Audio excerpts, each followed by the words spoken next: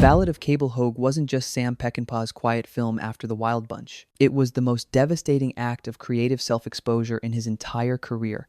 A film about a man abandoned in the desert who builds something beautiful, made by a director being abandoned by his industry in real time. A director editing one film while shooting another. A studio screening his rough cut without telling him. An actress whose best performance the industry quietly decided not to reward. 12 facts. 0 recycled trivia. Stay for the bonus. It involves a cabin that is 108 years old and a director who tried to bring it home. Let's go. Number 12. Peckinpah was editing The Wild Bunch on Sundays while directing Cable Hogue on weekdays. Principal photography on Cable Hogue began January 27, 1969. The Wild Bunch, the film that would permanently rewire American cinema, was still in post-production, and Peckinpah was doing both. At the same time, what audiences didn't know: AFI production catalog records, sourcing period trade notices, confirmed that throughout the Cable Hogue shoot, Peckinpah was traveling to Warner Brothers' Burbank offices to oversee the Wild Bunch edit on his off days. His creative bandwidth wasn't divided, it was shattered. He was fighting studio executives over every cut of a violent masterpiece while simultaneously trying to direct a tender, lyrical desert fable that required the precise opposite of everything he was feeling. Colleagues described him as mentally absent from the Cable Hogue set in its early weeks, present in body, miles away in mind. The 21 shooting days lost to rain compounded the damage of a director already running on borrowed time. He was trying to hold two completely different artistic worlds in his skull simultaneously. The desert, at least, was honest about wanting to kill him. And the environment wasn't the only thing conspiring against him. The studio machinery was already in motion. Number 11. Warner Brothers screened the film without Peckinpah's knowledge. In August 1969, while Peckinpah was still shaping the film in post, Warner Brothers assembled a rough cut, a sprawling, unfinished 2.5-hour version, and screened it for their distributor network, without telling Peckinpah, without inviting producer Phil Feldman, without waiting for the director to deliver the version he'd promised was 30 minutes leaner. What audiences didn't know: David Weddle's exhaustive Peckinpah biography documents this in granular detail. The distributor's reaction was generally negative. The studio received that reaction, decided it confirmed their worst fears, and mentally checked out from the film's release before Peckinpah had even finished editing it. When Feldman and Peckinpah discovered what had happened, the director was furious. He was permitted to cut further, but the studio's acquiescence was driven not by respect. It was indifference. They had already lost faith. They were simply waiting for the whole thing to be over. The final cut ran 121 minutes. Test screenings produced 70% audience approval scores, commercially viable numbers for most films. The studio looked at those numbers and did essentially nothing with them. Their neglect in the boardroom was matched by a public act of humiliation on an international stage. Number 10. Warner Brothers made unauthorized edits. Peckinpah threatened to sue in public.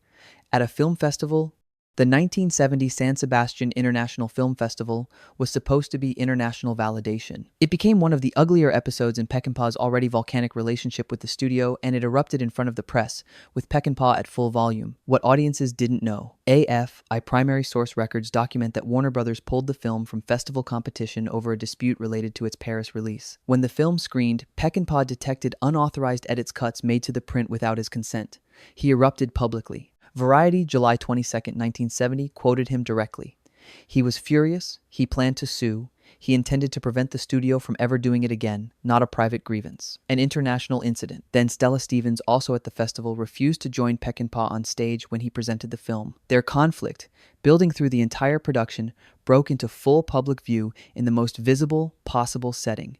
The director stood alone at the podium. The film was pulled from competition. It was later honored by the Association of Spanish Critics as Best Foreign Picture, February 1972. By then, the damage to its release trajectory was irreversible. The on-set relationship between Peckinpah and Stevens was corrosive long before San Sebastian. It began in the sand. Number 9. Stella Stevens called Peckinpah a wounded rattlesnake. Her suffering is visible on screen. Peckinpah pursued Stevens for Hildy. He believed she was right for a character he framed as one of the most genuinely liberated women in the Western genre, self-determined, clear-eyed, choosing her own life on her own terms. He wanted her. Then he made being on set with him an ordeal she has never fully forgiven. What audiences didn't know: Stevens called Peckinpah a wounded rattlesnake, an image capturing not just his danger, but his injury, a creature striking out because pain is all it knows. Production accounts reference a specific scene in which Stevens was required to strip. Peckinpah verbally abused her so severely during the shoot that her distress registers on her face in the completed film, not as performance. as real distress, captured on camera and kept in the cut. And yet her performance is, by wide critical consensus, the finest of her career. Roger Ebert identified Hildy as one of the best realized female characters in the Western genre. Joe Dante called her work extraordinary. Stevens herself acknowledged the brutal contradiction. The worst conditions of her professional life produced the best work of it. That contradiction would follow her all the way to the awards that never came. Number 8. Stevens believed this film would make her a star. The studio's silence ensured it didn't. Joe Dante's liner notes are unambiguous. Stella Stevens entered Cable Hogue believing Hildy would redefine her career. She was not wrong about the quality of the performance. She was wrong about what the industry would do with it. What audiences didn't know, Stevens had spent years fighting to be taken seriously as an actress rather than a glamour figure. She saw Hildy, a complex woman navigating a world that undervalues her as a mirror of her own professional position. She delivered, critics noticed. Ebert praised her in terms that typically accompany awards conversations. The New York Times called Cable Hogue Peckinpah's boldest and most ambitious work. None of it translated into career momentum. Warner Brothers didn't promote the film. It was released March 1970 into a marketplace already dominated by Robert Altman's MASH, a very different kind of counterculture film the studios actually backed. Cable Hogue finished 22nd at the domestic box office for the year. The critical praise was real. The industry machinery that converts critical praise into opportunity simply never engaged. While Stevens watched her breakthrough evaporate, Peckinpah was losing something even larger. Number 7. The Cable Hogue disaster cost Peckinpah both Deliverance and Jeremiah Johnson. This fact rewrites the entire trajectory of Peckinpah's career in one sentence. At the time Cable Hogue was in production and release, Sam Peckinpah was the first-choice director for both Deliverance and Jeremiah Johnson, both released in 1972. Deliverance grossed $46 million domestically. Jeremiah Johnson grossed $21 million.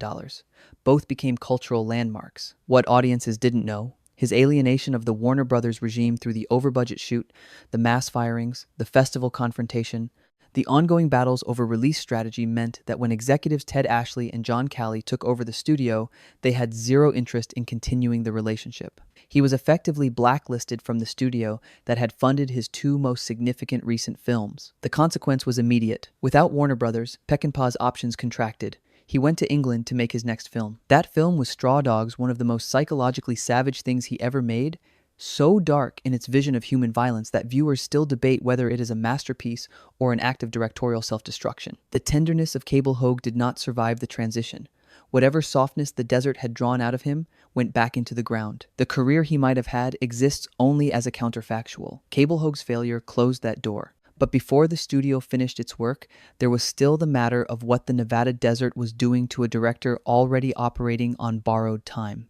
Number 6. The rain that destroyed the shoot also created one of its best scenes.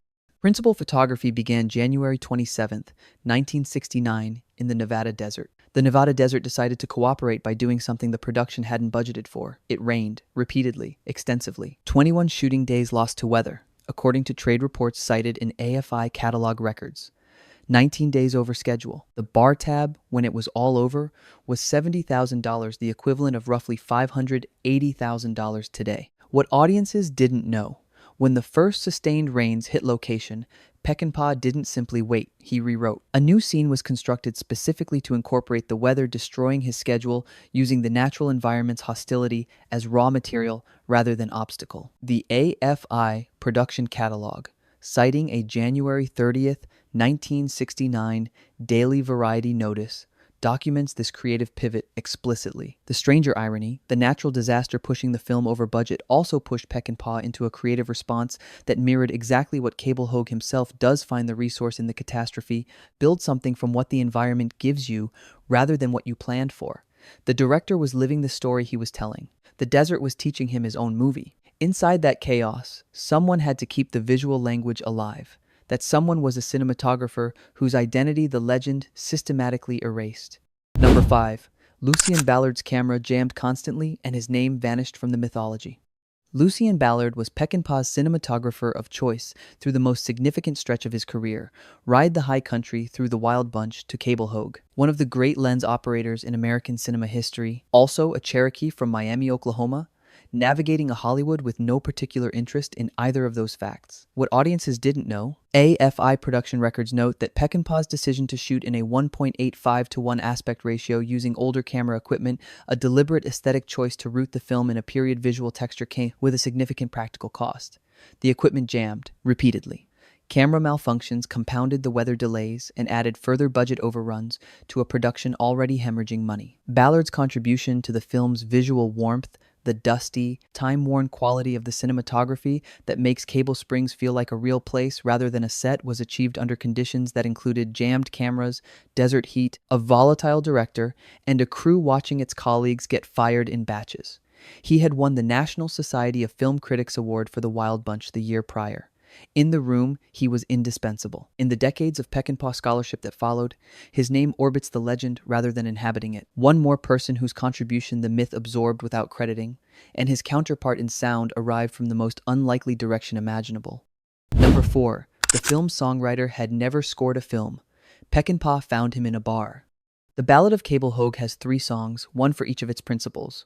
Hogue's is about tomorrow, Hildy's is about morning, Joshua's is about waiting. Simple. Structurally unusual for a Western, emotionally precise, devastating, specifically at the film's end when they resurface and hit differently, having spent 2 hours inside these characters' lives. What audiences didn't know: the lyrics for all 3 were written by Richard Gillis, a musician Peckinpah reportedly discovered while Gillis was performing in a bar near the production during the shoot. Not a Hollywood songwriter, not an established Western composer, a man singing in a bar near a desert shoot whose voice caught a director's ear mid-chaos. Gillis had no film scoring credits prior to this. Peckinpah hired him on the strength of what he heard that night, and the result, written in collaboration with Jerry Goldsmith's orchestral scoring, is one of the most understated and emotionally precise song sets in American cinema of the period. The soundtrack sat unreleased for over 30 years, finally surfacing in 2001 on Varese Sarabande in a limited edition of just 3,000 copies. 3,000 copies. For music that, had the film been properly distributed, might have been a landmark. The music told the truth about the film. The film's ending told a truth the studio never understood. Number 3. The ending was engineered to make you laugh and break your heart in the same breath. The ending of Cable Hogue is one of the stranger conclusions in the revisionist Western canon. It is a death scene. It is also a comedy beat because the instrument of death is an automobile, the same automobile that throughout the film has represented modernization, obsolescence, and the unstoppable march of progress. Cable Hogue, who has spent the entire film preparing to outlast the world that betrayed him, is run over by the very thing he built his defiance against. Absurd, inevitable, genuinely, devastatingly funny, and then it shatters you. What audiences didn't know: Peckinpah constructed the ending with a deliberate dual-register intention, what scholars call a tonal collision technique, borrowed in spirit from silent comedy but deployed in service of elegy. The sped-up sequences elsewhere in the film, the Benny Hill-esque chase scenes that puzzled certain critics, are not tonal inconsistencies, they are preparation. They train the audience to hold comedy and tragedy simultaneously, so that when the ending arrives, the laugh and the grief hit at exactly the same moment. Not everyone accepted this construction. Critics who found the comedic sections lightweight often missed that the entire film is built around making that mismatch felt. Peckinpah was not failing at comedy. He was using comedy as emotional camouflage for a tragedy about a man whose world ends precisely when he finally has everything he ever wanted. The question of what the film actually is, that was something Peckinpah and Stevens publicly disagreed about, and their disagreement reveals everything. Number 2. Peckinpah called it a comedy. Stevens said absolutely not. Both were right. Peckinpah always described Cable Hogue as a comedy. He was consistent. In interviews, retrospectives, casual conversation, he called it humorous, light, a tale with laughs. Stella Stevens pushed back with the precision of someone who had lived inside the material. It may have some funny stuff in it, she said, but it is not a comedy. What audiences didn't know: this is not a trivial discrepancy between a director and his actress about tone. It is a diagnostic map of the film's entire identity crisis, the precise reason it was mismarketed, miscategorized, and buried. Warner Brothers didn't know how to sell it. Critics in 1970 didn't know how to file it. Audiences expecting the kinetic violence of the Wild Bunch left confused by what they'd received. The film is, simultaneously, a comedic Western with slapstick sequences, a lyrical elegy for a dying frontier, a genuine unconventional love story, a parable about capitalism and obsolescence, a meditation on betrayal, patience, and the only kind of revenge that doesn't hollow you out, None of these descriptions exclude the others. The genre system of 1970 had no category for something that was all of them at once. Peckinpah reflected on it with a bluntness that reads more like grief than bitterness. He was always criticized for putting violence in his films, but when he left the violence out, nobody bothered to see the picture. And yet the film nobody came to see was the one he kept coming back to. Number 1. When given a choice, Peckinpah always screened Cable Hogue, never The Wild Bunch. When Peckinpah was invited to speak publicly about his work at universities, festivals, industry retrospectives, he was invariably asked about The Wild Bunch, the film that made him famous, the film that redefined American screen violence. The film critics ranked, historians cited, and students wrote dissertations about what audiences didn't know. Peckinpah kept a personal print of the Ballad of Cable Hogue, not The Wild Bunch, Cable Hogue. And when invited to screen his work, he brought that print. He showed Cable Hogue instead of the film they came expecting. This is documented in multiple biographical accounts and tributes from people who attended those events. The audience would arrive prepared for blood and slow-motion death, and Peckinpah would unspool the story of a desert hermit who found water and fell in love. His own statement, preserved in Garner Simmons' biography, survives most clearly. Cable Hogue is possibly my best film, a real love story. He said it repeatedly.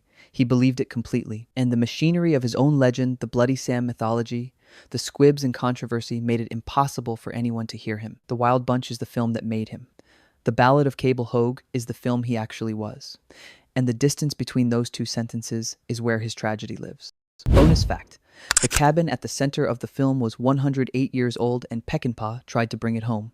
Here is the detail that appears in almost no standard account of the film. The production didn't fully build the cable springs set from scratch. They found it. AFI catalog records, sourcing from period production reports, document that the primary set structure included a 108-year-old cabin, a real historical structure purchased by Peckinpah from the High Sierra region of California and transported to the Nevada desert location for the shoot. More revealing: Peckinpah had plans for that cabin after the film wrapped. He wanted to rebuild it on a residential lot he owned in Malibu. He wanted, in other words, to keep something from the film. Not the footage, not the script, the physical structure. The cabin that Cable Hogue builds his empire around, the thing that represents everything the character earns and loses, was something the director was trying to hold on to in the real world. Whether those plans were ever realized is not definitively documented, but the intention tells you everything. He was not just directing a story about a man who builds something in the desert that the world eventually erases. He was living it. The set was real. The impulse to preserve it was real. The greatest personal film of Sam Peckinpah's career was built around a real 108-year-old cabin he tried to bring home. The industry moved on. He tried to carry the set with him. Make of that what you will. The Ballad of Cable Hogue holds a 94% rating on Rotten Tomatoes. It has never had a major theatrical re-release. Its soundtrack existed in a limited edition of 3,000 copies for over 30 years. The director's personal favorite among his own films, the one he screened when given a choice, the one he called a real love story, was seen by fewer people in its initial release than almost any other film he made. And yet, John Cale wrote a song called Cable Hogue in 1975. Tucson band Calexico wrote another in 2000. The film kept finding people who needed it. Not the audience that shows up for the blood, the audience that shows up for the water in the desert, the thing you find when you're left to die and somehow refuse to. Cable Hogue is run over by a car at the end. The West he built himself into ends before he does, swallowed by the 20th century while he's still standing in it. Peckinpah's career followed the same arc. His most tender, most fully realized work was swallowed by the mythology the industry wanted him to inhabit. The violence survived. The love story didn't not the way he'd hoped, but it's still there. 121 minutes. Technicolor. A Nevada desert. Jason Robards talking to God about water. The people who find it tend to keep it. Like Peckinpah kept that cabin. Like Cable kept his spring.